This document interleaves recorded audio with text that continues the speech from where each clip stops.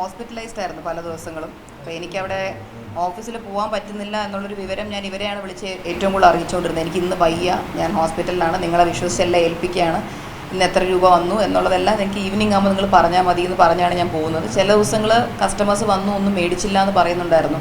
അപ്പോൾ വയ്യാതിരുന്നത് കൊണ്ട് തന്നെ CCTV ഒന്നും ചെക്ക് ചെയ്യാൻ പറ്റുന്നൊരു സിറ്റുവേഷനിലും ആയിരുന്നില്ല ഞാൻ. പിന്നെ അശ്വിന് പറ്റുമ്പോഴൊക്കെ അശ്വിൻ പോകുന്നുണ്ടായിരുന്നു, പക്ഷെ അല്ലാത്തപ്പോൾ അയാൾക്കും അയാളുടെ ജോലിയും കാര്യങ്ങളും തിരക്കുമായിരുന്നു. അപ്പോൾ അതിൻ്റെ ഇടയിലായിരുന്നു സംഭവിച്ചത്. എനിക്ക് പൈസ പോയതിനേക്കാൾ വിശ്വാസവഞ്ചനയുടെ അതിൻ്റെ ഒരു വേദനയാണ് കൂടുതലുള്ളത്.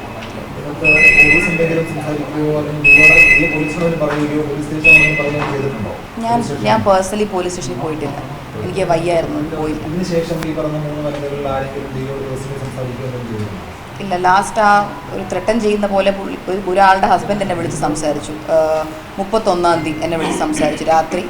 അതിനുശേഷം എന്നെ ആരും വിളിച്ചിട്ടില്ല.